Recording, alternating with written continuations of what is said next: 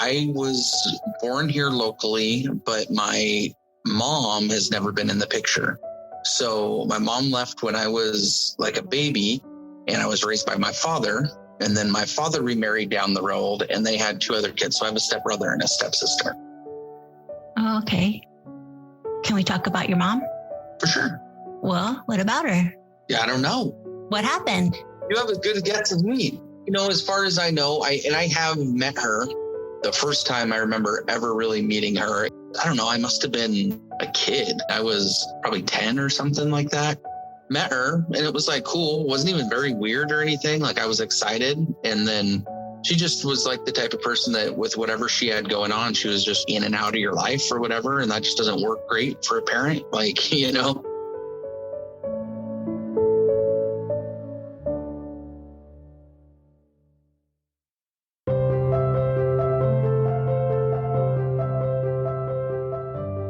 See Beneath Your Beautiful podcast is raw and intimate, sometimes funny, and always entertaining. With new episodes every Saturday, Hara explores our loves, fears, and hopes with a delicious combination of depth and lightness. I'm Kris Kilduff. I've kind of dabbled in the marketing world for many, many years. So I have like many hats. The worst thing ever is when you go on a first date and someone asks me what I do and I just don't have the right answer. It's like, what don't I do? So I've done marketing for a long time. It started with kind of small scale events for music and then graduated into large scale events for the city. I'm born and raised here in Spokane. And then collaterally kind of worked in the idea of catering to small businesses, whether it be graphics or media or what I came to know, even, I'm not from any sort of schooling. So like, I didn't even know the term branding at the time. So then when I kind of like came into branding and development. And so the last 12 years, I've done it kind of on a national scale. And then I just, amidst all the COVID stuff, left a 12-year career to start a new company with a friend. And so we're kind of starting from scratch here and local to Spokane, which I love, which is absolutely awesome. And then on the side of all that, I actually have gotten really deep into the food world. I've always worked with restaurants and I've always worked with bars on like branding and marketing and those things. But working really close with them in the food world because I run a page called Food Finder Spokane. I write for Food and Alcohol for the Spokesman Review. And then I launched a program about 2 years ago that we kind of have on hold with COVID called Secret Burger. You brought up that your first dates, and I know you were in a kind of a long-term relationship. So how's that going? Given my lifestyle, I've traveled a whole lot. When I was talking about the 12-year career that I was in previously, it was for a marketing agency based in LA, and we worked with travel companies all over the world. So we did all-inclusive resorts and cruise lines and all that kind of stuff. So I got to travel a lot in that career. And then with all the different projects and being a workaholic and an entrepreneur, I just don't have a lifestyle that's very conducive to relationships. It's kind of tricky. Yeah. So I've been single most of my life, and so a couple years ago, kind of jumped into a relationship that was really good and didn't end up working out, but we, stayed friends and stuff. So that's always good. But it's just tricky when you have so much going on. It's like relationships, albeit it makes sense, take a lot of work. And especially when you're like a very type A personality, like I'm an extreme extrovert and I have a big mouth. So I'm always talking. Other people get really weird because I like talk to strangers and stuff too. Like I said, I've traveled so much and I've always been by myself. So when you've traveled all over the place and you've traveled by yourself, you have to make friends. Oh, I'm in Florida Keys and I don't know anybody here. Let's make some friends and order some shots. It's like I'm so jealous of that actually, because one of the summers that I didn't have my daughters with me and I had a lot of money that summer, I could go anywhere. And I wanted to go to Ireland to work because I could work from anywhere. But I was too scared to go by myself. And I still regret it. Yeah, I was forced into it a little bit and now I have no problems with it. It's really kind of nice too, because it works with me in my restaurant world too. Like so many people don't go out to eat if they're by themselves or whatever. I think people need to do that more. You need to, not be afraid to get out and just do something for yourself. And, people do it on lunch all the time. Why not dinner? I have gone to dinner by myself a lot. but I've never gone without a book. So I felt safe. I didn't know you were a reader. I've always been a really big reader all through growing up. My dad had Stephen King books when I was a kid. I was like 12 and I would like steal one of his Stephen King book, read it. And I was like way into it. And so my big thing this year was to read 50 novels and I'm on course. So that's tricky. It's like almost a novel every 3 to 4 days. So in college, my dorm mate started reading a Stephen King out loud to me and I got so scared. Stop reading. Which one was it? Pet Sematary. Oh, yeah, that's a scary one though. And I'm not a scary movie kind of girl. I remember telling my kids once, I'm going to be the cool mom and take you to this scary movie. And I couldn't even watch the trailer. I was like, nope, I guess I'm not the cool mom. I'm too scared. So many people that aren't into that get pulled away from Stephen King because of the horror side of stuff. Half of his books are not horror centric. So oh, okay. Okay. You definitely need to read The Green Mile. The book is phenomenal. What has been your favorite book so far this year? Do you have one? I was really blown away by The Silent Patient. That one was touted as like a really amazing book. The book that really blew me away, so I didn't know what I was getting into at all, was Where the Crawdads Sing. It's so good. Do you have brothers and sisters? I was born here locally, but my mom has never been in the picture. So my mom left when I was like a baby and I was raised by my father. And then my father remarried down the road and they had 2 other kids. So I have a stepbrother and a stepsister. Oh, okay. Can we talk about your mom? For sure. Well, what about her? Yeah, I don't know. What happened? You have as good a guess as me. You know, as far as I know, I have met her. The first time I remember ever really meeting her, I don't know, I must have been a kid. I was probably 10 or something like that. Met her and it was like cool. Wasn't even very weird or anything. Like I was excited. And then she just was like the type of person that with whatever she had going on, she was just in and out of your life or whatever. And that just doesn't work great for a parent. Like, you know? Yeah. Terrible. She just kind of disappeared again. And then we met back up when I was a teenager. And then I got to know her a little bit. She lived in Moses Lake at the time. So I would go visit and she was with a guy who had a kid that was my age. Oh. We kind of got to know each other a little bit then, but then she also just kind of disappeared again after a while. And then by then I was just kind of old enough that I was kind of done with that. I think any kid who deals with not having any, you know, whether it's a mother or a father, you're hurt by it for a long time. But then at some point, my grandma one day, who I'm really close with on my father's side, she was just like, you know what? I really respect Shirley, who is my mom. I remember being upset at her saying that. I was like, why? What do you mean by that? She's like, she just knew she wasn't a good parent. And imagine how crazy your life would be if she was in it all the time. Oh. I just never had looked at it that way. And I'm a very introspective person. So when she said that, it really like turned a lot of my resentment and anger into being more grateful that I did have what I did have, you know? Yeah. And I have amazing stepmom. I've called her mom pretty much my whole life. There's not, for what it feels like to me, being any sort of missing link there or anything, which is really nice. I can't imagine how you must have felt for so many years, but I'm glad your grandmother gave you a new perspective. It's always hard. And it's one of those things that's always there and it always lingers or whatever. You definitely grow out, I think, of the hurt of, oh, why didn't my mom want me? It definitely isn't anything personal. I mean, she was young. She was 19. It's really easy for me sometimes now to look back on it. I'm turning 40 next year. Gosh, if my dad had me when he was 20, I would have a 20-year-old kid right now if I was like my dad. And like that blows my mind because I'm a fucking child. I'm the worst, you know? If I look at it now, I can't even imagine having that kind of responsibility 20 years ago. That's amazing that your dad really stepped up and didn't fall away from his responsibilities. Are you close with him? Yeah, I was super close. He passed about 11 years ago now. Oh, I'm sorry. Yeah, super close. Just like best friends all through growing up. As much as he stepped up to the plate, he equally just kind of threw me into his life. My dad was me as a human being. We're very, very similar. And so he was always kind of out and about and had this friend group that they always were throwing backyard barbecues and having drinks and doing fun things. And so I pretty much was just a mascot more than anything. I'm just a very sarcastic. I'm always making jokes and like being silly with it all. But one of the things I always used to tease people about are people that had like their dogs or whatever, and they treated them like family members. And anytime people were like, oh, I got to go home, like I got a dog or whatever. And I would just always clown on them.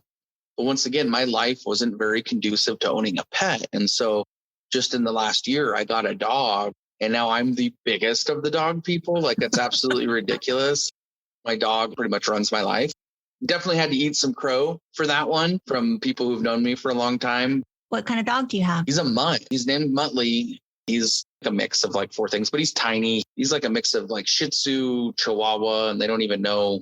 Their dad ran out on it too, on the dog. So they don't even know what the other dog was. So went and got cigarettes and never came back. Maybe your dog is also afraid of abandonment. Yeah, for sure.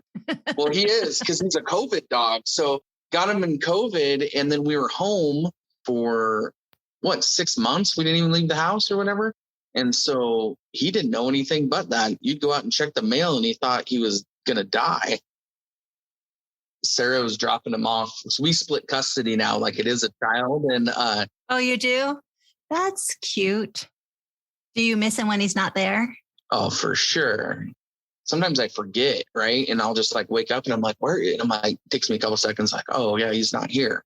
I'm like the true single bachelor in this big house by myself, and he gets treated like a human being. When I cook, he's so tiny. All he wants in his life, if he had one wish, he wouldn't wish for like anything but to be like human size.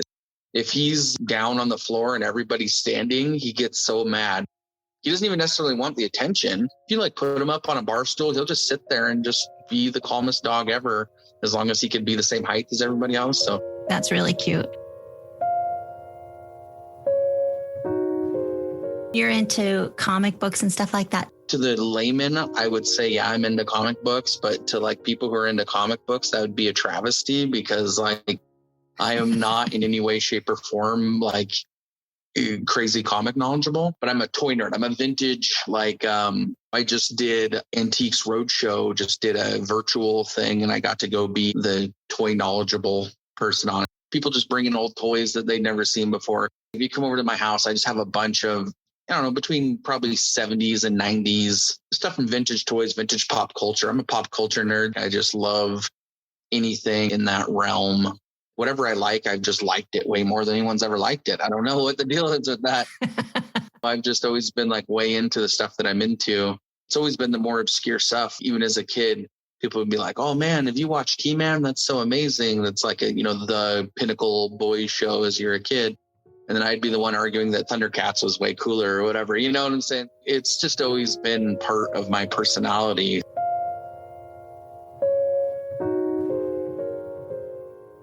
If you right now could go back and tell your 12-year-old self something, what would you tell your 12-year-old self? What was your 12-year-old self worried about?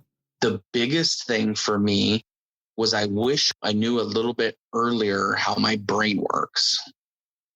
I was always a very weird person. And I'm still a very weird person. I'm an artist, but I don't draw.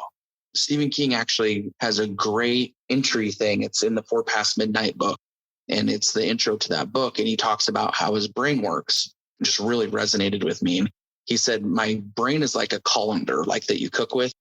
Inside my brain, there's a colander, and every day stuff goes through it and it's all fine. But then certain stuff sticks, like it's pulp.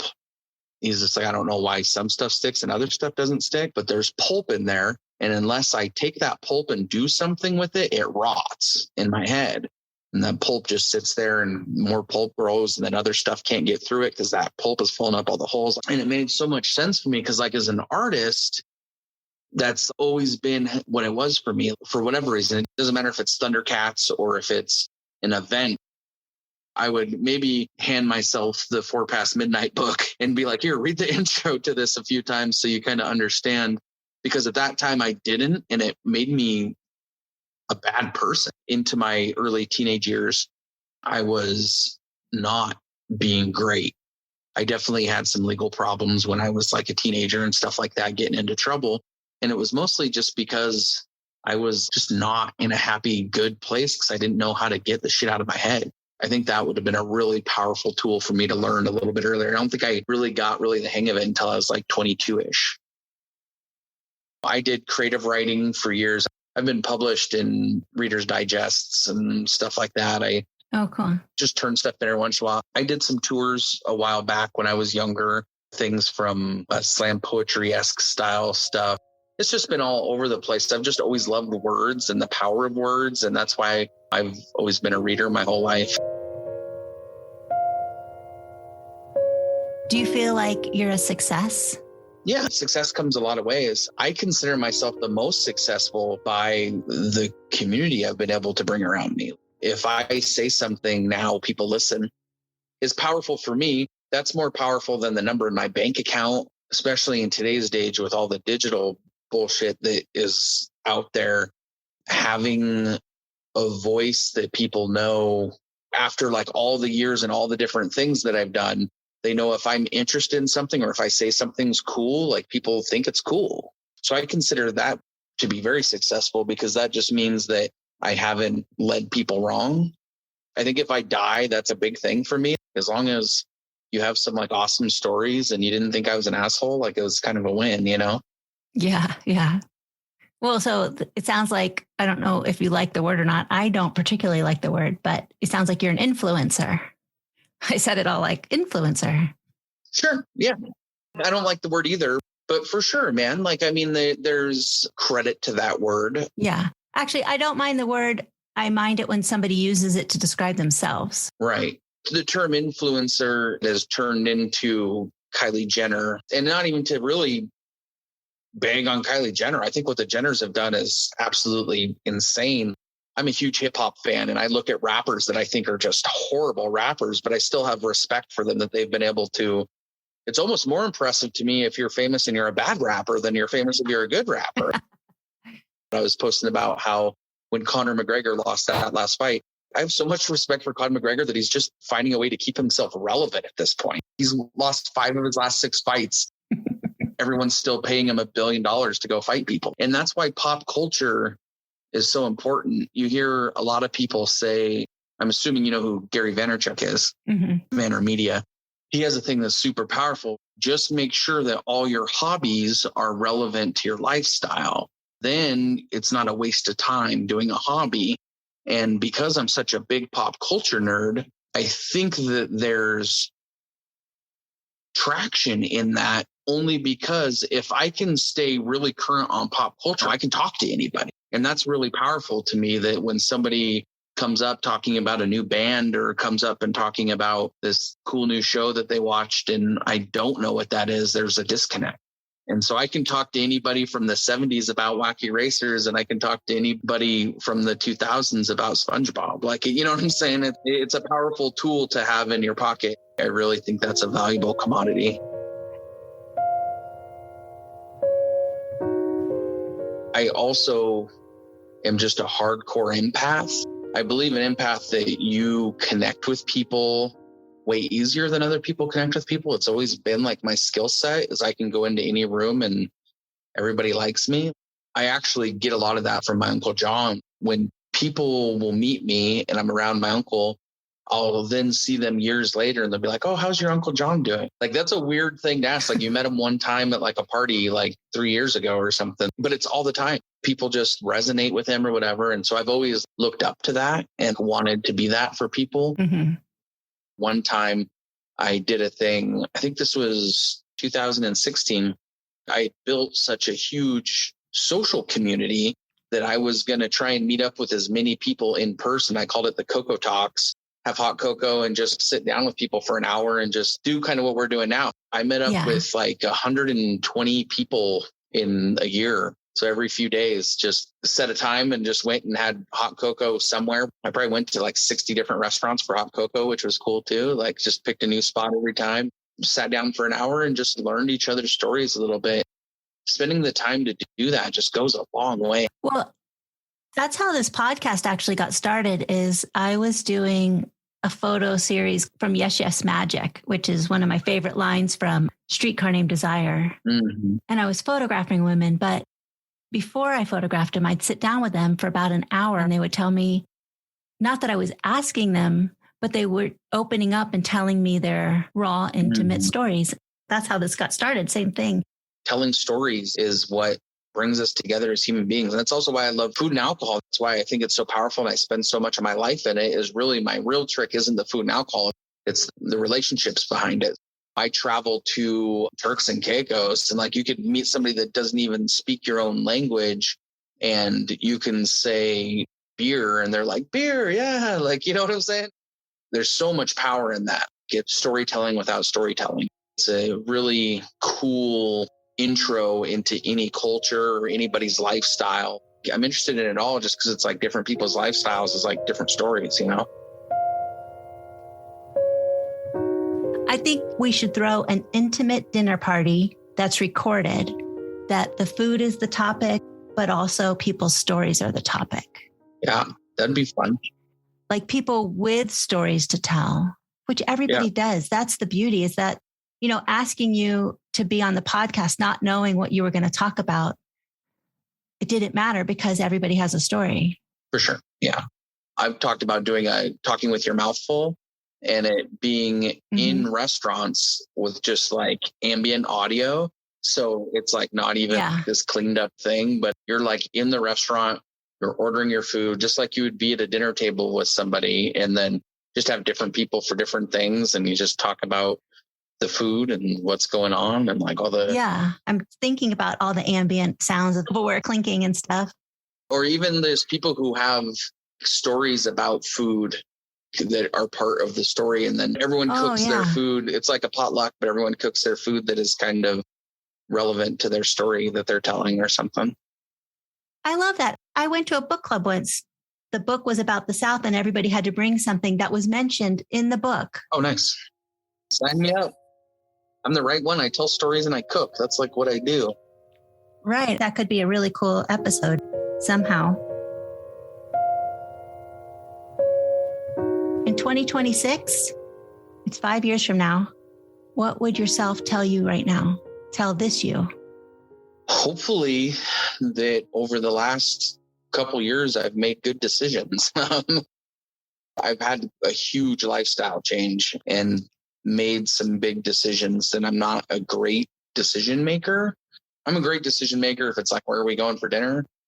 I'm not a great decision maker when it comes to how is this going to affect my future self? Just because I get so wild with my ideas and ambition.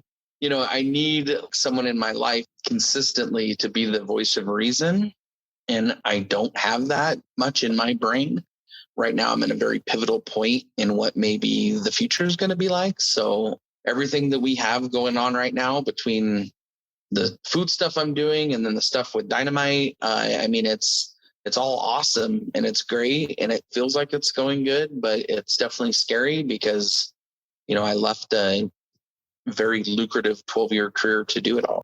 I don't know. I have the type of brain, like money's never been the hardest thing for me. When I was in school, I was ordering in pizzas and selling pizza by the slice to my school. I'll always have a hustle, so I'm not worried about that. I definitely want to continue to be on a path where I can, do better and grow for myself, but then also be in a position to do better and grow for my city. With Rick Clark, I launched Spokane Quarantine over all of this. It was like a really pivotal point there too, because me and Rick sat down and planned out the attack for that. And we just knew it was going to be good, but we didn't know we were going to raise $250,000. It's insane. For me, now it's bigger than self. We really have some tools in place that can be really amazing for this city. Even the restaurants that I'm working with every day on all these projects, the food level here has gotten amazing and we just want to keep growing it and keep being an epicenter for awesome things. And I guess maybe it comes back to I'm still trying to prove to people that Spokane doesn't suck, you know? Yeah. What do you think of that tagline? I love it. I think it's great. I think it's a fun play on that, you know? Some people get weird over it. They're like, oh, it's so negative. But I kind of play in the negative though, like Duff's dislike of the day. You go back to the first dating things. I'm way more apt to ask you, we go out on a date or something. I'm way more apt to ask you like, what don't you like? People focus so much on the do's, and I am like, man, there's so much power in the don'ts. Like if you know what you're good at, it's so much more powerful even to know what you're not good at. Man, like I suck putting bookcases together. Well, don't spend your life putting bookcases together. You know what I'm saying? Like, don't make that part of your thing. You don't enjoy it. Because here's the thing, the truth of it is so much more about not whether you're good at it. Generally, you're not good at something because you don't enjoy it, right? Right. 100%. That's what it really comes down to. Because like for me, my nightmare is like working on a car. Guys are like, oh, we should get together and work on our cars, or like do it. I'm like, that is the dumbest sounding thing I've ever seen in my life. I know like the things that I don't like, it allows me to make time for the things I do like. I will pay you ample money to work on my car because I don't want to do it. I think that's brilliant. And I agree with you 100%.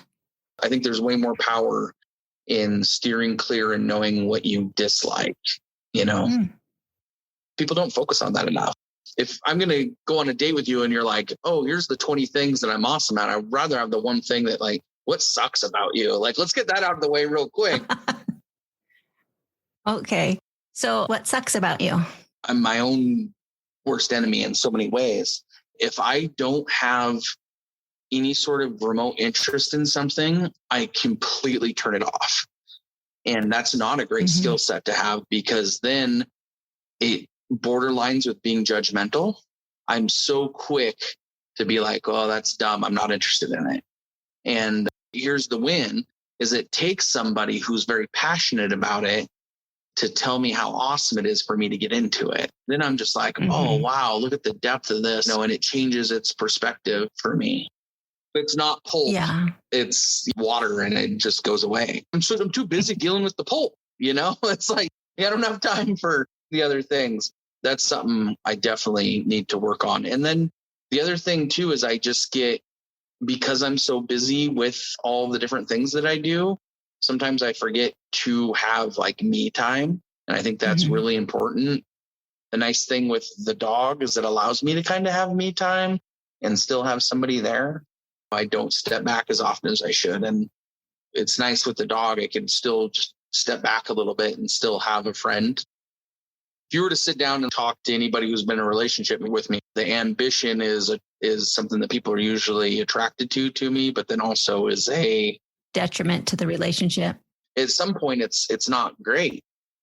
I worry so much about all the things that it's like, oh man, like how can we do this better? How come I'm constantly trying to build this awesome thing that I can't sit back and just enjoy something for the sake of enjoying it or whatever? There's always like a secret cave in there somewhere.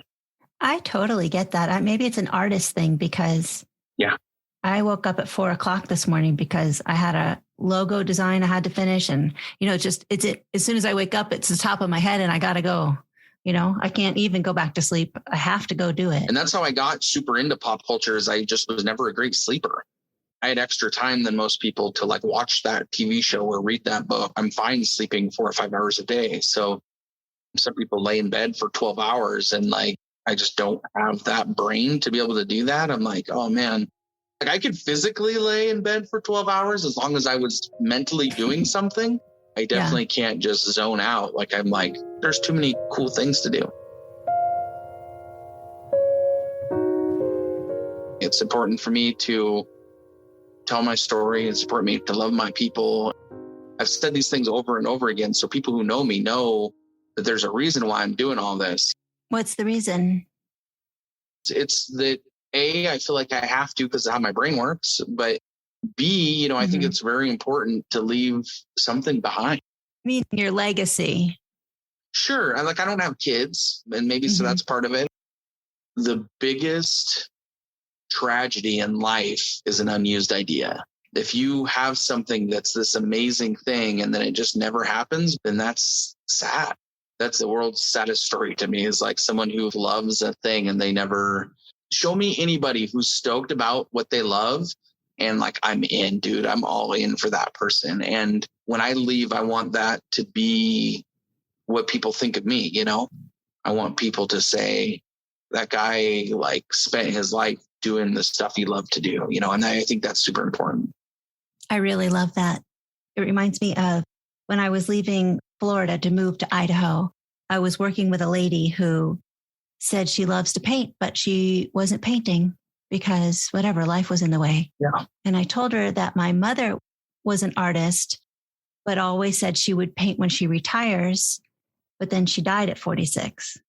And the woman started painting right away and kept sending me pictures of the paintings. And it just made me so happy that she got back to her passion.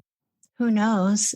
It might be the saddest thing to me also that somebody's not doing what they love. There's definitely a huge part of that in me because like the last 3 generations on my dad's side were dead by the time they were 50.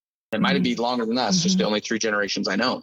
So there's definitely something in me that has this like right now kind of mentality where I'm just like, man, if you have something that you want to do and you're not doing it, I think regret is like the worst thing ever. Don't be sitting on your deathbed going, man, I wish I would have said this to that girl, or I wish I would have thrown that event, or I wish I would have taken time off work to go to that football game. Yeah, my mom died at 46 and her mom died at 46. So I totally hear you. And I've been living life that way. I feel like, I'm going to make the podcast. I'm going to be a painter now. Now I'm going to be a photographer. I'm just going to do all the things that bring me to life. Oh, yeah. I'll be good at some of it and I won't be good at some of it. And we'll see. And all that's in perspective too. I'm sure there's plenty of people that have seen me write something and they're like, doesn't resonate with them. But I've gotten hundreds of people where I've wrote something and they've, Amy McCoy. Yeah. I don't know, 6 or 7 years ago, I wrote something and I did some art for it. It was this like just short little written thing. And she's like, I printed that out. I have it by my computer and I read it every day. That's awesome. Like, I don't even really know her. I know her like I know you. That's how I know her also. It's like even maybe it's that teacher that you had when you were in school. Like you don't even know them anymore, but they don't realize how much maybe they have changed your life or something. Totally. There's legacy beyond legacy too, where it's like, not even your direct people, but the things that you do, people have those memories or people have that one connection to that one thing you said and it helped them through a bad time. And that's as good as you can do. I really love that. Thanks for sharing that. This was really great. I really enjoyed it. Sweet. Well, let's connect up for a drink or something soon too. Oh yeah. I think that podcast idea is so good. Yeah, I'm down. Awesome. Okay. I'll talk to you soon. Bye.